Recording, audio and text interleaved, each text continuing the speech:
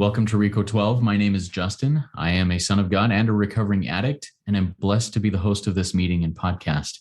RECO 12 is an organization with the mission of learning and sharing the similarities of addiction of all kinds and gaining and sharing tools and hope from others who are walking a similar path. We come together from all places, faiths, and backgrounds to gain tools and hope from others who are walking a similar path.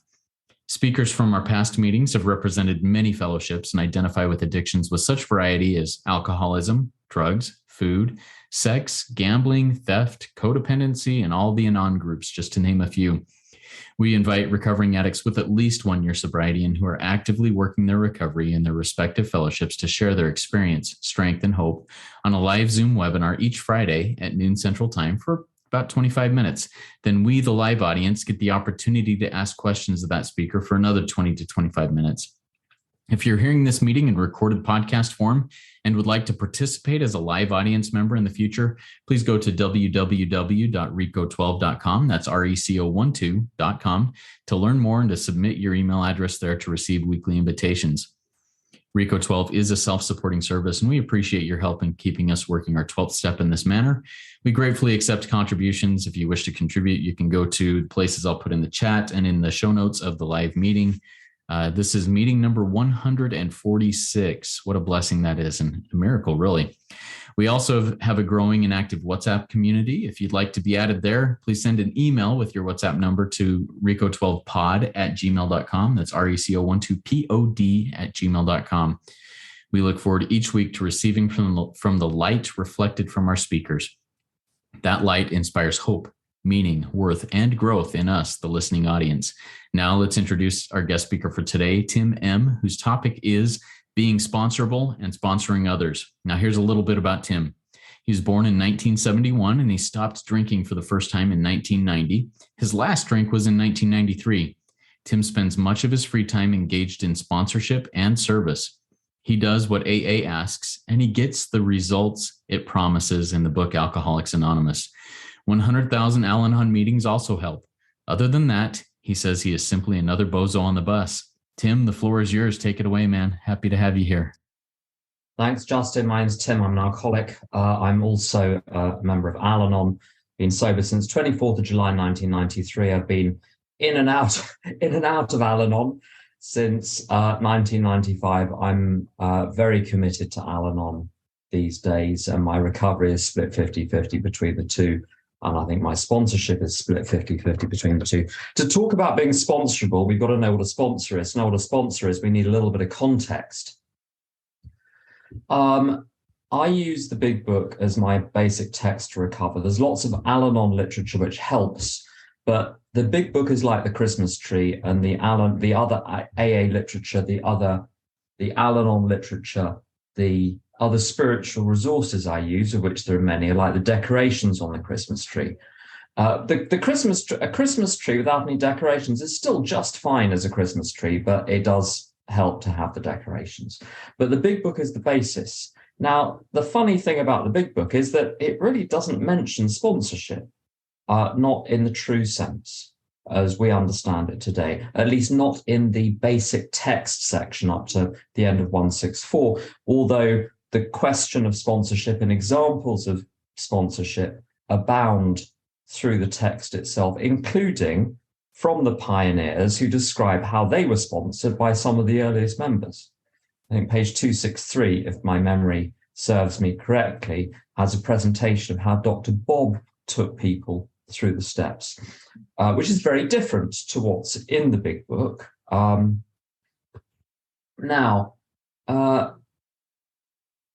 Why do we even talk about sponsorship then? Well, there is a line on sponsorship in the basic text, and it talks about the moment when the recovered alcoholic is presenting and offering the program to a new person. And if the person says, I would like to go ahead, I want to get sober, I want to do it the way you did it, it says something to the effect of, you can offer him much practical advice.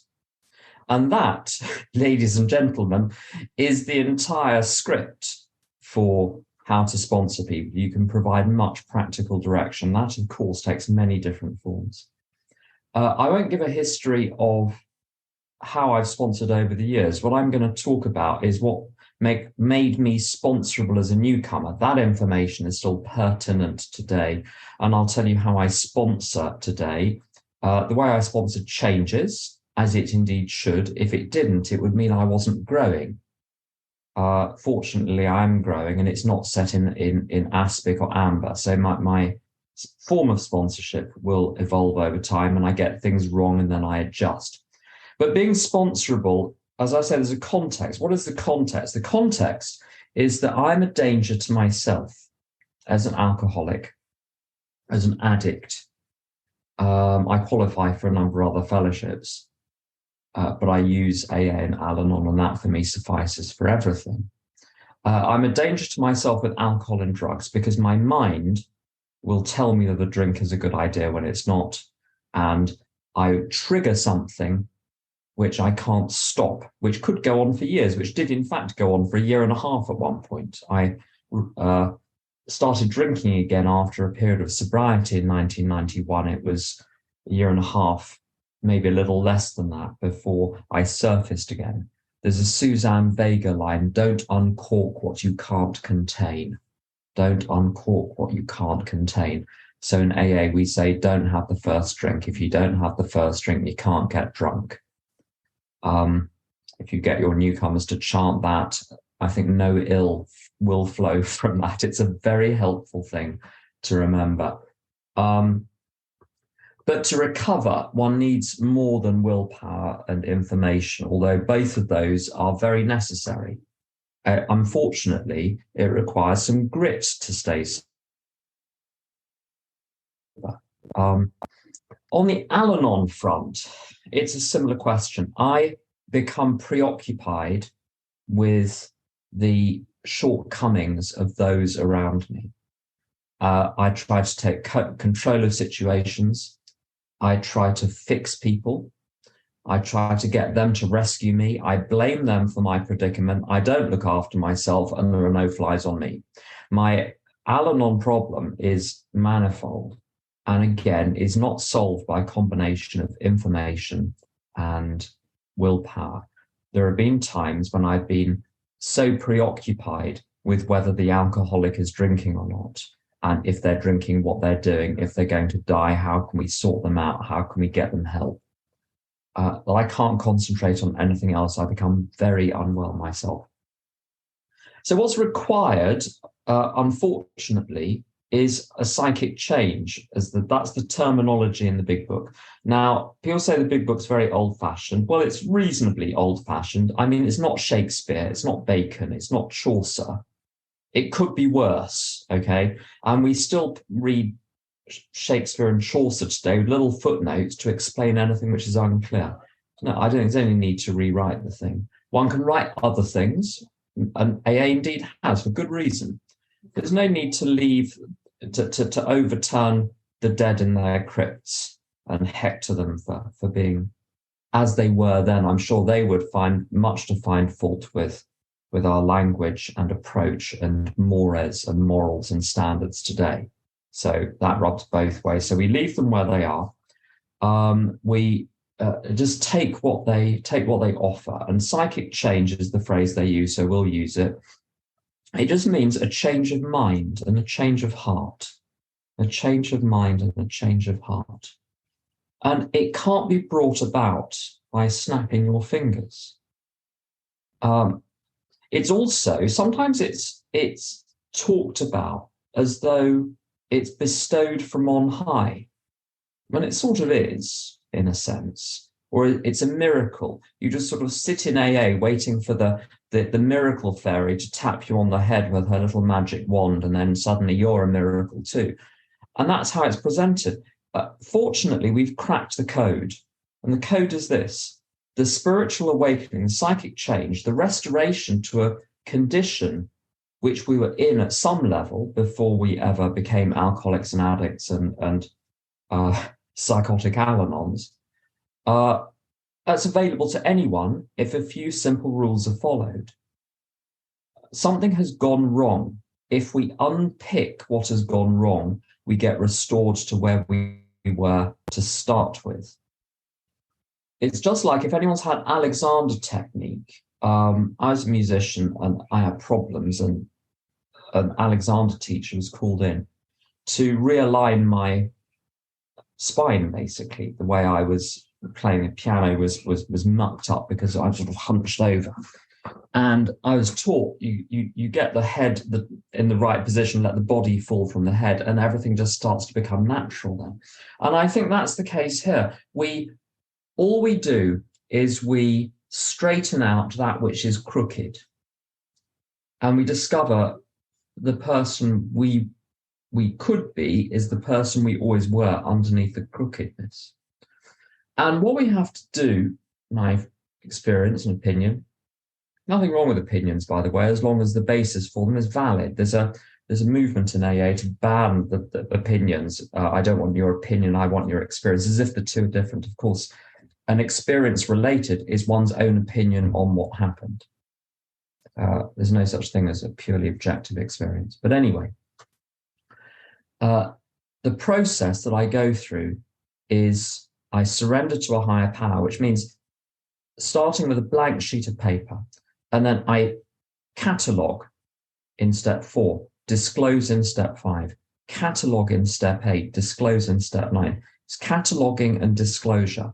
And simply doing that brings about the change which is necessary, provided this is followed by the last 3 steps.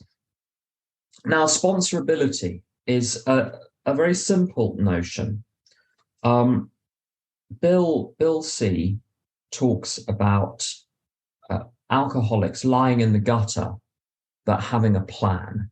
So you've burnt your life to the ground, but you still have an opinion on it.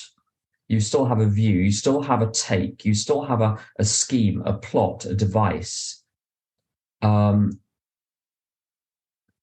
be sponsorable, I don't know if you've ever had a computer problem, and if you work for a corporation or an agency, they'll often have remote IT technicians, and they ask you to download this little app, and you click on it, and it says, do you want to give so-and-so in Edinburgh or Bangalore permission to manipulate your computer? And you say yes, and now that the little mouse cursor is moving all around the screen without you having to do anything. He's now in charge, or she's now in charge. You ain't in charge. You're now the observer of what's going on. And I think sponsorship is like that. It's giving someone else the authority to establish a framework by which you live, and then you live within that framework. Now, it's not taking over, however, taking over the person's life. It's allowing a framework to be imposed within which the person can safely operate. So the sponsor is not making life decisions for the individual, although there may be strong advice at some point. Again, I don't think there's anything wrong with advice as long as it's sound and as long as the scope of it is well understood, the authority, the relative authority of it is understood. That occasionally there are mistakes that are made, but I tell you, in fact, everything I've ever had to make amends for was behavior I came up with myself. I've never had to make amends for behavior for something that a sponsor or similar asked me to do. I've never relapsed because of something a sponsor asked me to do, but I did relapse when I was off on a frolic of my own. So the framework is, again, nothing secretive or nothing cultish. It's very simple, universal principles which predate AA. AA borrowed everything. AA is unique, I think, only in the combination of practices and ideas. Everything you can trace to other things. Even the inventory process can be traced to other organizations, other bodies, other movements. And the system I was given when I was new was to go to lots of meetings, which is simply, a meeting is not something special. It's simply spending time with other alcoholics, and you take your turn talking and listening. That's all. Doesn't require anything. Doesn't require any money, doesn't require any compliance, doesn't require any obedience. It's hanging out, which is why this is not a nefarious thing. You're simply being asked to hang out. You're being asked to plan the day in the morning in accordance with the big book, page 86 to 88, to watch out for moral failings during the day and to bring yourself back on track in pages 84 to 85, to consider what you can contribute to life rather than what you can get out of it, taking care, first of all, to put your own oxygen mask on first. Even the airlines agree with the advice we give in Al-Anon and in AA to put your own oxygen mask on first. You see, there's nothing nefarious here. There's nothing that the sponsor gets out of it, which is very important. So it's a very different sort of authority. In any other authority, the person to whom you submit is getting something personally or organizationally out of what you do. Sponsorship is not like that. Sometimes sponsees will say, oh, I've done this work for you. And I stop them and say, no, it's not for me, it's for you. I've just simply suggested it. I'm the dinner lady who puts the potato on the little metal tray. I'm not the food and I'm not the chef. I'm simply part of the delivery system, but it's your food. You get to eat it if you want to. And if you don't want to, that's fine too. But your funeral, but that's fine too. So now the reason I'm at pains to say this is because I think sponsorship is a package deal of a set of instructions on how to live in recovery. So meetings, service, daily program, and the stately but brisk procession through the 12 steps. One, of course, starts steps 10, 11, and 12 straight away because they're a basis for living. And one needs those all the more as a newcomer than one does as one does later on. So I was started on 10, 11, and 12 from day one. On day two, I could help people that were on day one. I could start off by asking the higher power for a sober day and getting direction for the day right from the beginning. Now, sponsorability therefore means being willing to submit to this very simple process, which is a voluntary submission. Something Clancy used to say is there is no such thing as dictatorship in sponsorship. As if the sponsee says F you, that's the end of it. There is no comeback. There is no retribution. No one sends the AA police out. If you want to go and be sponsored by someone else, have at it. It's fine. So it's unlike any other relationship where there's authority. Now, the authority is not vertical. Sponsor is not above the sponsee. They are equals, except the sponsor is further ahead and commands respect, not because of their person, of who they are, but on account merely that they are hopefully doing better in life than the sponsee. If the sponsee is doing better in life than the sponsor, you need a new sponsor. Find someone who's doing better than you. This is about monkey see, monkey do. So you pick your monkey carefully. You pick someone who is doing better than you, who's got a better grasp of the program than you, who's got better judgment than you. My job when I was new was to follow what my sponsor suggested. That is very, very simple. Now, I did do what I was told, not always straight away, but I did it. I did always tell the truth, but not always straight away. Maureen used to say, expect sponsees to tell you about 65% of what is going on max. I think that's about right. So it doesn't have to be perfect, although if you err on the side of caution, that won't do you any harm either. But it was simply submission to a system. And the system is tried and tested by millions of people and is also laid out very clearly in the big book. There's nothing secret squirrel here. It's very important when you get a new sponsee to lay out very clearly what is on offer so that there's no accusation of bait and switch later on. So get them to read the big book. So I'm going to ask you to do what's in here, and I'm going to share my experience on how to do it. And that's it. I think the two topics of sponsorship and sponsorability are almost impossible to separate. One one common phenomenon in sponsorship is argument. People argue with their sponsor. And I understand the desire to argue. But here's the thing. Step one talks about, implies insanity. It doesn't talk about it, it implies it. Why? Because in step two, it's very clear that we're restored to sanity, which implies that we're insane. That might be strong language. The book indeed concedes that this might appear to be strong language. But isn't it true, it goes on to say. I was someone that periodically thought a drink was a good idea, despite the years of counter-evidence and the physical illness and the arrest on my last day of drinking, yet drink a few days later seemed like a good idea again. There are other addictions. On the Al-Anon front, the knowledge that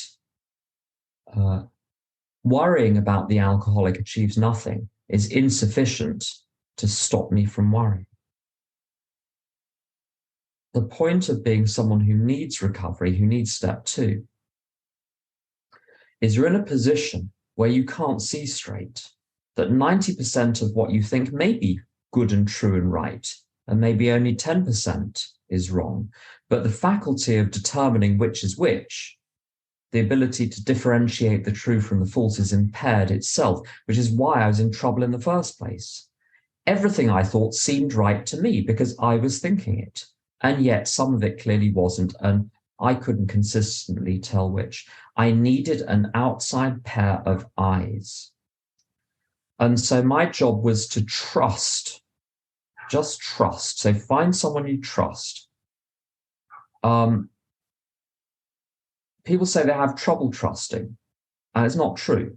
No one has trouble trusting. They trust themselves. Every time you take an action, you're trusting yourself. The question is not one of trust. The question is, who are you trusting and on what basis? Every time I had a drink, I trusted myself. I obeyed my own instructions. Yet I wasn't trustworthy. So the job is to switch the trust towards a more reliable source of direction and instruction. There is the question. So the sponsor, as I say, takes the person through the steps and provides a stable and reliable recovery framework within which, if the person operates within that, they're going to be fine. They're not going to drink or take drugs, because every moment of the day is somehow accounted for by a constructive, useful activity and the benefit of the individual. But there is the question of advice on other things, advice on other matters. And especially in Al-Anon, I know this is going to be very controversial to those of you who are in Al-Anon, where there's a very strong movement of not giving advice. If I hadn't been given advice in my first few years, I was 21 when I got to recovery. My parents were lovely in many ways, but were not wise. And they certainly weren't people I could go to on most things. They both had a little to offer. But in terms of psychological difficulties, emotional difficulties, the sorts of living difficulties I was encountering, they had nothing useful to offer. In fact, what they offered, especially on one side, I won't say which, was actively damaging. Not intentionally so, but it was. I needed people to explain how to date, how to go to work, how to work when you're at work, as Bob B says, how to be kind to people, how to have a conversation, how to take turns, how to tell a story in such a way that other people understand what you're saying, how to ask for help, how to say no, how to have a hobby, how to relax, how to switch off. 1,000 more things I needed to be shown. Just saying to me, well, there are the steps, I'm off, is neither kind nor helpful. Now, obviously, as one matures in recovery, one learns to think for oneself, one learns to figure things out. And of course, one must swiftly as possible, move to a position of autonomy, where you're essentially relying on God and your own intuition and your instinct and your experience and your knowledge, and you're checking things out with other people, but the role of other people changes. But at the beginning, if I did not have people who regularly pulled rank, I would be dead 1,000 times over. I remember going on the most catastrophic date when I was a few months sober. I met the person, and I think what's the phrase, where I leapt in where angels feared to tread, and I proceeded very rapidly with this person to engage with them. And the next morning, I phoned Maureen, who was she wasn't my sponsor, so in loco sponsoris, she was acting like a sponsor. And I said, well, I had this date, and this is what happened, and this is what the person said, and this is how I feel awful now. And she said, tear the number up and make sure you don't memorize it before you tear it up. If they ring, put the phone down. And I did that. I obeyed what she said because I trusted her. She was someone who had decades of recovery, had seen hundreds of people like me, and she knew she could spot instinctively what was going on. She was absolutely right. I understand wanting to argue with a sponsor. If you want to argue with your sponsor, get a sponsor you don't want to argue with. It's just easier on everyone. Yeah, it's easier on everyone. What I do in terms of sponsoring people, I do the same with everyone. It's exactly the same process, whether you're AA or Al-Anon. I've got sponsees in SA and SAA, and even SLA, which is a very different fellowship. But I've had sponsees in those, CODA, a couple of other things. Now there are differences in step one, but I always start with the step one in the big book and then cross apply it to the other questions, and it's always possible. But if one understands the principles behind step one from the big book, it makes all of the other addictions, you've got a pattern to fit it to, because the language of step one and all the other fellowships is based on the ideas ultimately contained in the big book. The step one is lifted and adapted. If you don't understand where it came from, it's very difficult to cross apply. It gets very complicated. The big book provides a very simple basis for that. So we do step one in the big book. We understand addiction from the inside, alcoholism from the inside specifically. And then we say, well, how does this apply to Al-Anons? How does this apply to sex? How does this apply to romantic infatuation, sometimes misleadingly called love addiction? It has nothing to do with love. No more than in the big book, it refers to sex as pepper. Pepper is not a food group. The step one is the same, but except for those add-ons, and then all the other steps are the same. It's a single system. I think of it rather like a sausage machine. You put the person in the top, crank the handle, eventually sausages come out, and there's an emergency release valve. If someone gets mangled and presses the escape button, you can pull them out. But it's not advised to stop the process halfway through, in my experience. Taking step three particularly, I let people take as long as they need to get to step three within reason.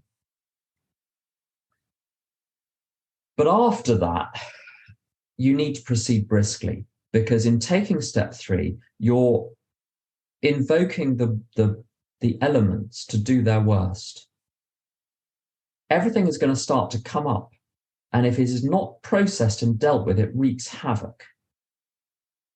Don't start to look in the darkness unless you're willing to complete the journey.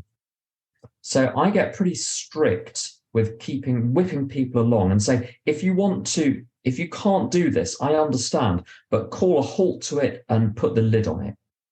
And when you're genuinely willing and able to put 1 to 2 hours a day into this on a work day, 2 to 4 on a weekend, then come back and we'll resume.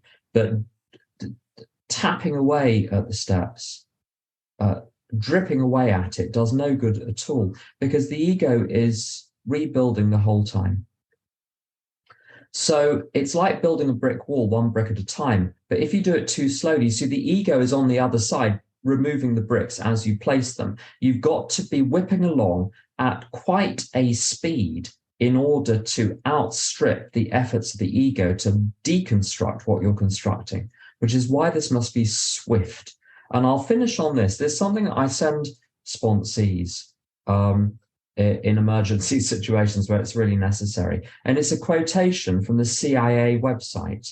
It's a notice to applicants saying, if anything, something to the effect of this, if anything is going to get in the way, for whatever reason, with your prompt response during this application process, we suggest you go away and come back when you're ready. And frankly, this is the best way to keep cordial relations with sponsees, is to either proceed rapidly or not at all and part friends and remain available for people to come back later if there is any need to. So we're at half past the hour, Justin, so I'll stop there if I may. Tim, thank you so much. Very good stuff. I've got a page full of notes that I took here. Some great quotes, some great insights that you gave us here. We'll open the floor for question and answer from our live audience and from myself. Here, a reminder to our live audience, if you have a question for Tim, please type it in the Q&A link there at the bottom of your window. We've got a couple of those that have come in. We'll get to those here in a minute. I want to start off with a question that came from something that you mentioned, and it seemed like it just went past by quickly, but man, it hit me hard. You said that you start on step 10 through 12, starting from day one with new sponsees. What does that look like to start them right there at 10 through 12 when you start off with a new sponsee? Very simple. You take pages 84 to 88 of the big book, and you read them often enough that the instruction elements, there's instruction and commentary, that the instruction elements are so baked into the person's mind that they become a method for living. There is nothing in there which is unique to AA. It's similar to all spiritual traditions and religious traditions around the world. So there's a lot of common sense behind it. If one weren't in recovery, it would make very good sense to plan the day, to correct your behavior as you go along. I mean, there's nothing to look at being constructive rather than selfish. There's nothing magical in there. It's basic common sense. So first thing in the morning, God, please direct my thinking, divorce my thinking from self-seeking, self-pity, and dishonest motives. You consider your plans for the day. When in doubt, you say, God, give me the right thought or action. Free me from self-will. As you go through the day, step 10, continue to watch for selfishness, dishonesty, resentment, and fear. And basically come back to the moment, come back to the task at hand. If your mind leaves the room, go and call someone and say, I can't think this through. I've lost it completely. Help me.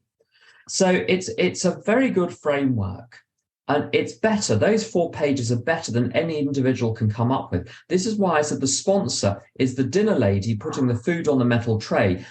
You're not cooking the food yourself. You're simply channeling pre-existing food to the sponsee. Yeah, I love that. So basically you start them off there on those pages 86 or 88. Do you say, hey, read these every morning and every night? Or do you just say, hey, every time we get together, we're going to read these and go through that? No, I treat people like grown-ups and say, some people come in very, very damaged. They might have mental health issues. They might have some people are dyslexic. There are times you really need to walk people through those. But I have lots of written notes which help people to pick apart, to understand what to do with each line, commentaries. So there's I give people lots and lots of materials, but I want to treat people like adults. Here are the materials, use them. And if you have a question, don't hesitate to contact me. But I don't like to spoon feed. I don't think it does people any good, because people must be responsible for their own recoveries. I don't take people through the steps. They take themselves through the steps, but I am the guide to that process. But they've got to hike themselves up the mountain. I'm not carrying them. They're hiking with me. Love it. Thank you. Thank you so much for that, Tim. All right. We've got several questions that have come in. I'm going to combine a couple of them, one from David and one from Jill. They both are kind of the same question. Do you have more than one sponsor, or do you have a sponsor for each fellowship do you recommend that people have a sponsor for each fellowship, or just one sponsor who encompasses them all? Oh, it's a very, very good question. And now I'm not going to give an answer which is necessarily going to be true for everyone, but I'll tell you what I currently do. This works very, very well. I only have one sponsor. I don't sponsor people that have other sponsors, because you can't ride two horses at once. You can't operate two systems at once. You can't have two sets of steps at the same time. It makes absolutely no sense, because each set of steps is holistic. It covers the whole of your life. It can't possibly be in two sets of steps at once. It's nonsensical. Now, the one problem here is when someone has multiple addictions going on. Certainly with food and with sex. I'm less familiar with gambling. I've had very few gambling sponsees, but certainly with sponsees with food and sex as problems. I can deal with the sponsees where sex or romance addiction are problematic. But although I've had food problems, I'm not an OA person or any of the other food fellowships. I haven't needed that. I've dealt with my food and body dysmorphia stuff simply as character defects. But a lot of people need to be really smashed like walnuts when it comes to those. And so what I do is I get them to attend the meetings of the fellowship in question, to usually go to one of my pals and one of my sponsees who can take them through the first three steps. And then the first three steps in AA, the first three steps in OA, they're like two tributaries of a river, which then merge at the point of step 3, and then it's a single river which continues from that point, with ongoing accountability as well. I encourage people to have a little group of friends in, let's say it's OA, to whom they can be accountable and chat through specific questions to do with food. And of course, just because I'm sponsoring someone doesn't mean that they can't go and talk to whoever they want. And I, in fact, encourage people to talk to lots of people, get input from left, right, and centre. But there has to be in any kind of chain of command, you can't have double-headed management. And this is in the concepts as well. You have double-headed management, you're in for trouble. And what I find almost invariably, when you've got multiple sponsors, the sponsors are played off against each other unconsciously. So you go to sponsor A for the material you should be going to sponsor B on, and vice versa, as you instinctively go to the person that's going to give you the easiest time. And when I've tried to split authority between more than one sponsor, even where the second person is not a sponsor in name even, but someone who I said, well, on this matter, I'm going to seek their advice, I've got into the most frightful trouble, because unconsciously I seek out someone that will see things from my point of view. I'm in a fortunate position in that I qualify for so many fellowships. I can usually cover lots of things under one roof. But I'll tell you one thing which does help, is that a lot of people approach me have got food problems as well as alcohol, or a lot of the Al-Anons. So they're not alcoholics. So I sponsor them as an Al-Anon, but they also have a food thing. I've got an an OA sponsee that runs a cyclical thing on the first 3 steps, which they can join at any point to get a really thorough grounding in the first 3 steps and get food plans in place if they want to do that, and so on.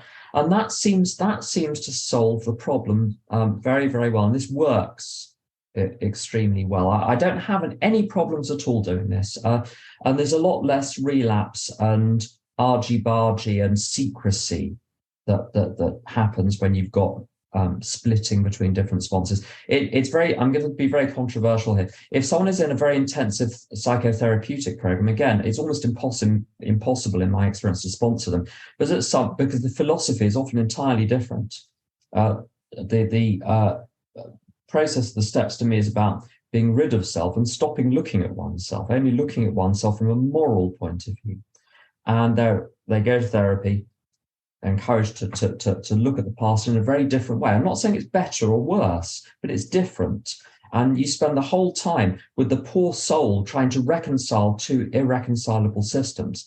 So what I've said to people is, if you need to do therapy, and that's the more urgent thing, Go and do that, and then come back when you're done, and then we can do the steps. And that's worked very well. So go and find out what you need to find out, bring back the information, then we'll work the steps on the information. And that, again, saves the two being played off against each other. The therapists often hate it as well when people are working the steps and come back, well, my sponsor said this, my sponsor said that. So next question, Justin. Oh, love it. Thank you for that clarification, for the digging into that. That really helps, Tim. All right, another question from an anonymous attendee. This person asks or says, I work a strong program, but it seems my sponsor is sicker than me. We have become sort of co-sponsors more than sponsor-sponsee. Is it necessary to get a new sponsor? Very good question. My approach with sponsorship, with how to look for a sponsor, how to choose one, when to switch, is this. What does it say in the big book? If you want what we have and are willing to go to any lengths to get it, then you are ready to take certain steps. So the sponsor it's not a therapist or a friend or anything like that. They are a guide to the 12 steps. They're a guide to the traditions and the concepts. Necessarily, for them to be a good guide, if you are hiking up a mountain, they would need to know the mountain better than you. And a very good rule of thumb is this: to have a sponsor who is more active in recovery, that is helping more people, that is more active in service than you are. Ideally, if your major problem is in relationships and marriage, if your sponsor is married and has a happy marriage, that might be a very helpful person to have as a sponsor. Similarly with work, if your major problem is work, is having an unemployed sponsor the best? Maybe not, but God works miracles in extraordinary ways. So I look for someone who is ahead of me spiritually and who has more experience and is more active than me. And I've had the same sponsor for 12 years and the criteria continue to be met. And unfortunately, one has to be absolutely ruthless about this.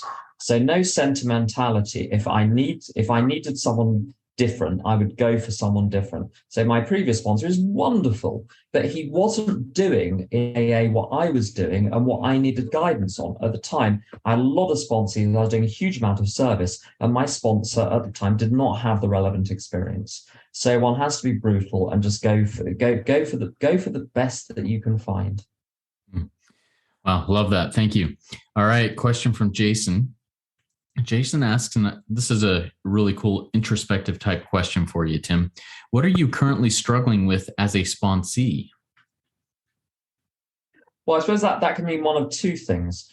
More narrowly, in my capacity as a sponsee, in my relationship with my sponsor, I'm not struggling with anything at all. I have a very good relationship with my sponsor.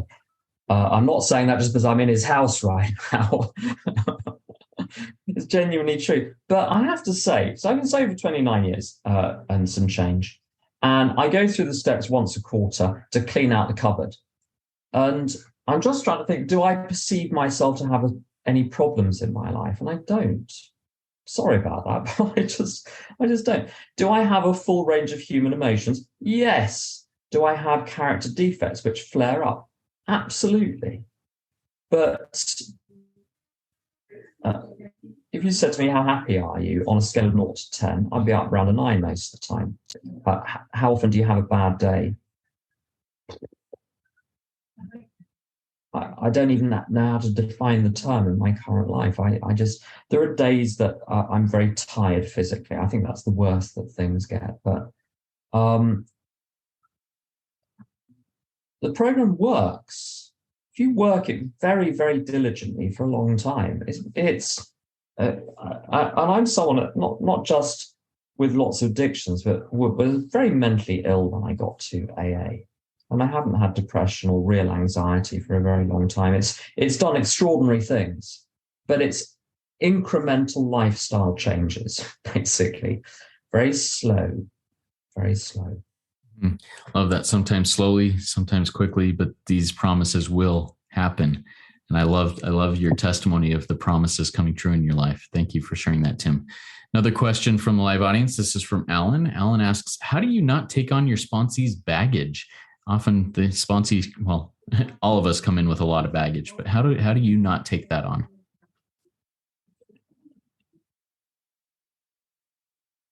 Okay, so let's do the Al-Anon. Let's do the Al-Anon side of this. I know some of you, looking at the names, I recognize a couple of people who've been to a few Al-Anon meetings. And as I said, as you said, actually in the intro, 100,000 Al-Anon meetings don't hurt. I remember my go. So I don't have an Al-Anon sponsor, but I have an Al-Anon go-to person who I talk through some Al-Anon stuff. They're called Tom, who's been in recovery since 1976 and Al-Anon since 1978. And I once wrote a very long message, a reasonably long message about some complex problem in my life. And I wanted a detailed response from him. And he wrote back, 100,000 Al-Anon meetings. That was his prescription. And I had another go. I tried to reframe the question in such a way as to elicit a more detailed response. And he wrote back 200,000 Al-Anon meetings. And I knew that if I continued that the prescription, it's like, you know, with the police where the fine just doubles every time you argue with the fine. He's not wrong. But there are some quick wins here. The quick wins. First of all, your sponsee's addiction or alcoholism. I didn't cause it. I can't control it. I can't cure it. They were alcoholic or Al-Anonic before I walked in the room. So the fact they're now manifesting alcoholism or Al-Anonism in their relationship with me is not a reflection of me. I might have occasioned it, but I didn't cause it. And there's a fundamental difference. Very interesting and simple principle. I am 100% responsible for my beliefs, thinking, behavior, feelings, internal world and external world. And you are 100% responsible for your beliefs, thinking, behavior, internal world, external world, and feelings.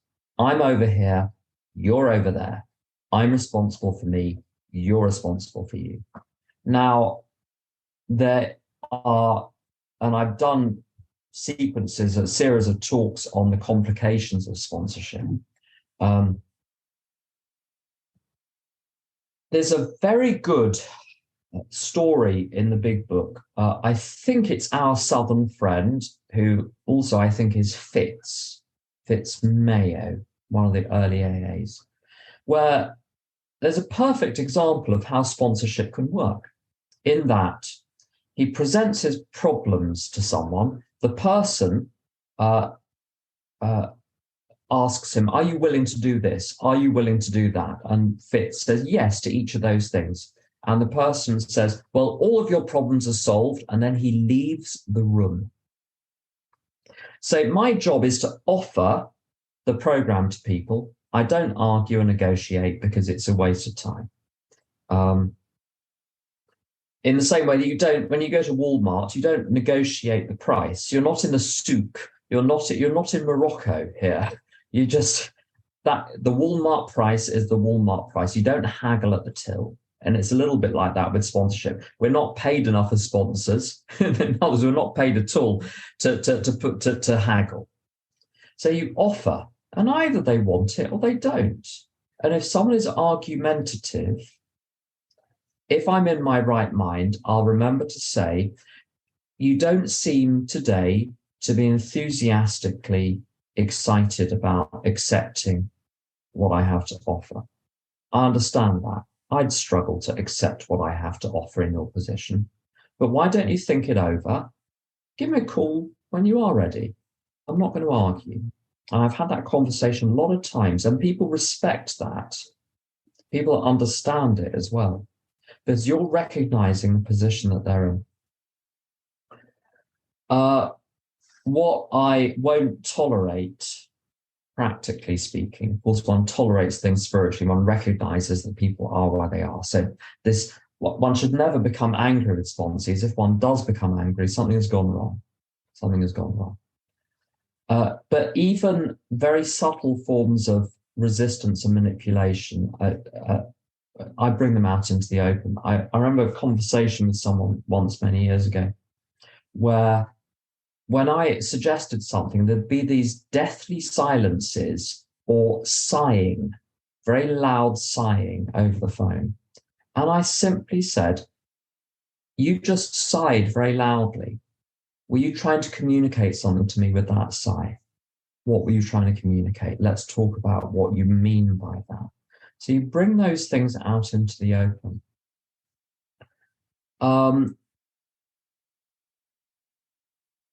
Part of Anonism is looking to be rescued by someone, or for many Anons. There are lots of different ways of being an Anon.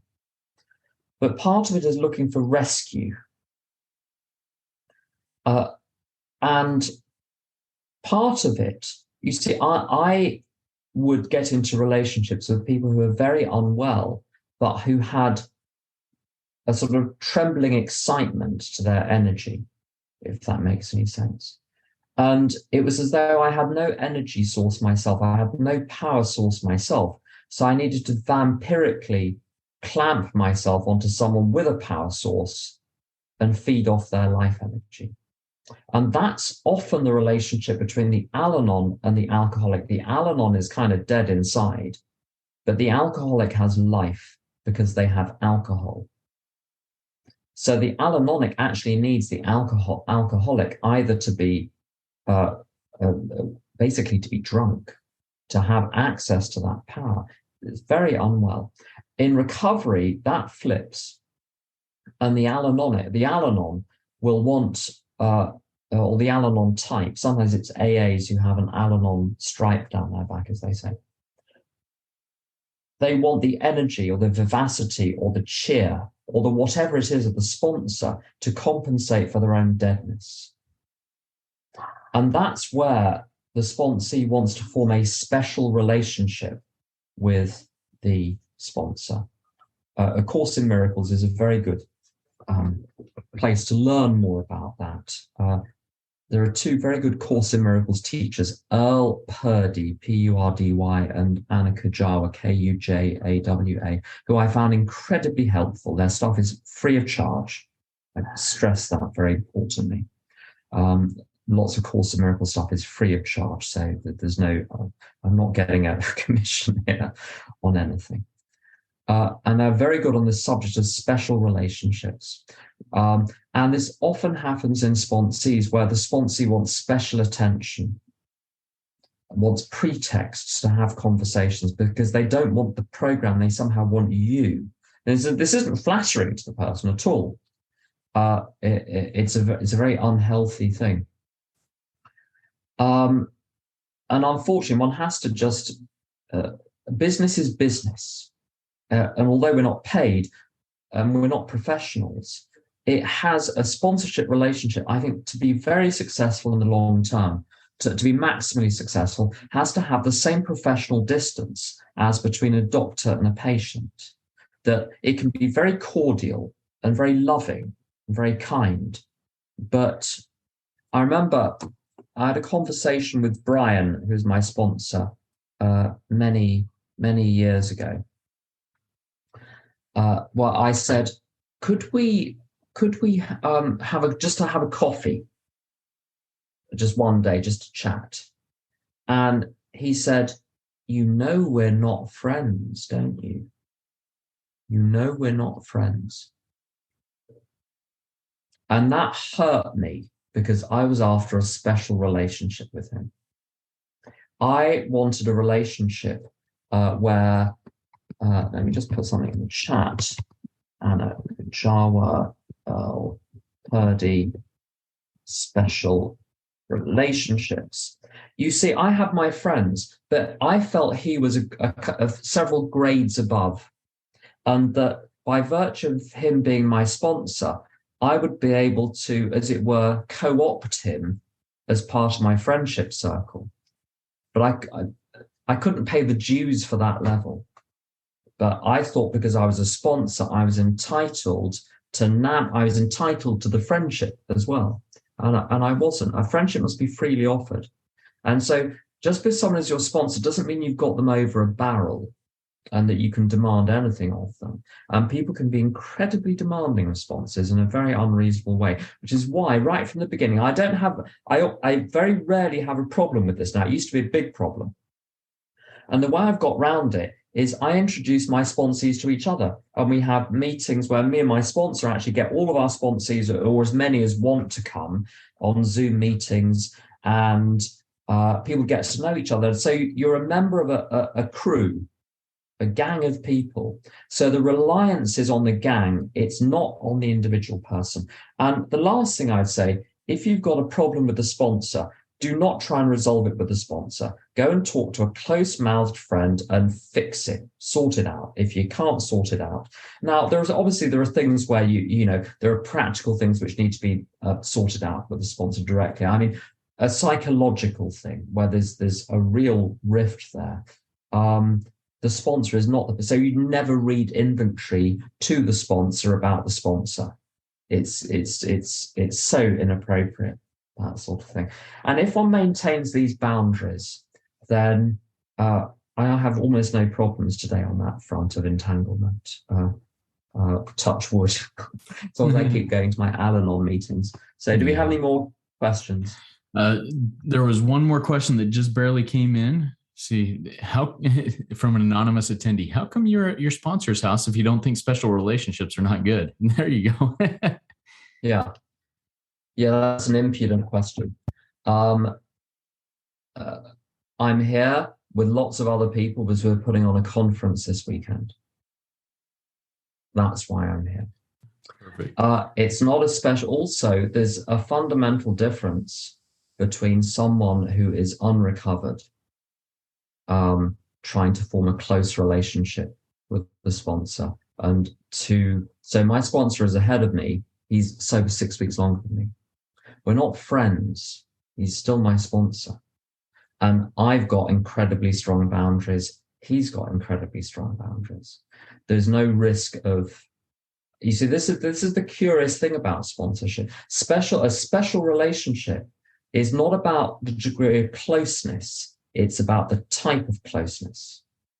So I have the same courteous professional distance with my sponsor when I'm here staying in his house as I do when I'm several thousand miles away in London.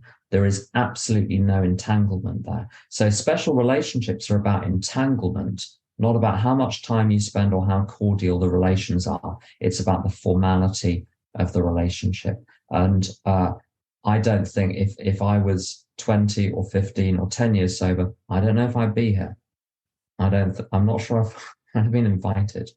So it's not a straightforward question. Sponsorship is a relationship unlike any other.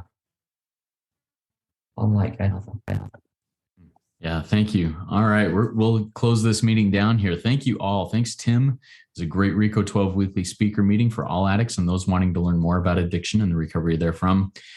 Come back next week. Next week, we've got another awesome guest, Nikki M., who will knock our socks off with the topic of the exact instructions of the Big Book. As always, I'm looking forward to that conversation.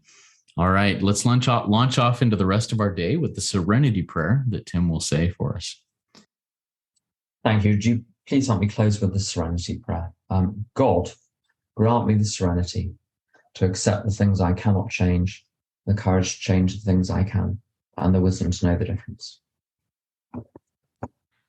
Thank you, Tim. Everybody keep coming back. Come trudge this happy road with us. It's worth it, and you are worth it.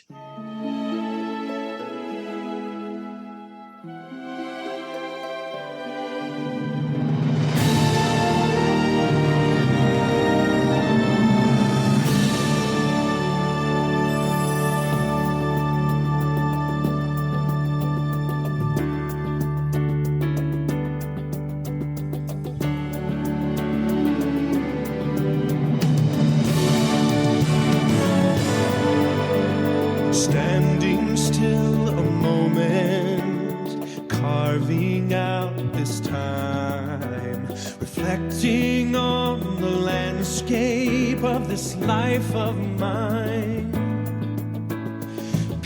too high to conquer, streams too wide to cross, troughs too deep to walk through without incurring loss. Yet here I am, still standing tall, despite the rough terrain. One like me survived the storms and walked through wind and rain. Still standing, I will fight the good fight, still searching